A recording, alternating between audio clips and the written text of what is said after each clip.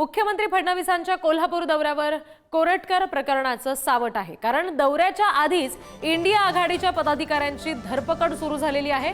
India आघाडीकडून गनिमी काव्यानं आंदोलन करण्याचा इशारा दिला गेलेला होता आणि आता रात्रीपासून अनेकांना नोटीस दिली गेली आणि सकाळी थेट धरपकड सुरू झाली आहे। प्रशांत कोरटकर यांना अटक करावी या मागणीसाठी इंडिया आघाडीकडून आंदोलन करण्याचा इशारा दिला होता। मुख्यमंत्री फडणवीस आज कोल्हापूर दौऱ्यावर होते आणि याच दौऱ्यादरम्यान आम्ही गनिमी काव्यानं आंदोलन करणार असं त्यांनी म्हटलं। पण या आंदोलनापूर्वीच आता महाविकास आघाडीच्या अर्थात इंडिया आघाडीच्या काही कार्यकर्त्यांची धरपकड करण्यात आली आहे। ही दृश्य आपण बघतोय। रात्रीच खरं तर नोटीस बजावली गेलेली होती आंदोलन करण्याचा इशारा देणाऱ्या सगळ्यांना आणि आता सकाळपासून थेट कार्यकर्त्यांची धरपकड सुद्धा सुरू झाली आहे। आणखी तपशील आपण घेणार आहोत। प्रतिनिधी शेखर पाटील सध्या आपल्याशी जोडले गेलेले आहेत त्यांच्याकडून। शेखर, काय नेमकं सध्या या सगळ्या संदर्भात घडतंय? ज्या कार्यकर्त्यांची धरपकड आता पोलिसांनी केली आहे त्यांचं काही म्हणणं आहे का याबाबत?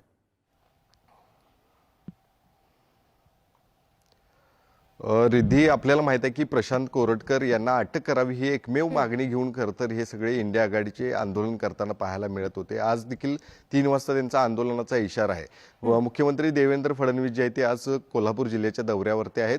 खरं तर मुख्यमंत्र्यांनी कोल्हापूरला येत असताना त्यांना अटक करूनच या ठिकाणी यावी अशी एक प्रमुख मागणी त्या ठिकाणी आहे।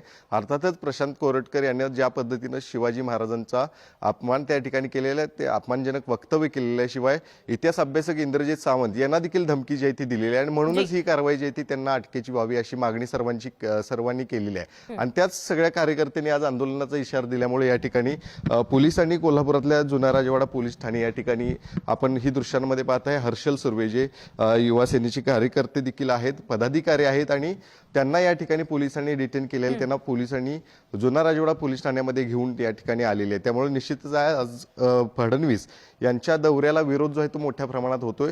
त्यांना तात्काळ अटक करावी, प्रशांत कोरटकर यांना तात्काळ अटक करावी अशी मागणी जी आहे ती या सगळ्या कार्यकर्त्यांची आणि म्हणूनच त्यांनी आज देवेंद्र फडणवीसांना जाब विचारण्यासाठी आम्ही आज आंदोलन करणार आहोत अशा पद्धतीची माहिती दिली होती आणि त्यानंतर पोलिसांनी जी आहे ती सर्वच आंदोलकांची आता धरपकड सुरू केल्याचं पाहायला मिळतं। जी, आणि या संदर्भात दिवसभरात पुढे काय घडते याचे तपशील वेळोवेळी घेऊ। तुर्तास धन्यवाद शेखर दिलेल्या माहितीसाठी।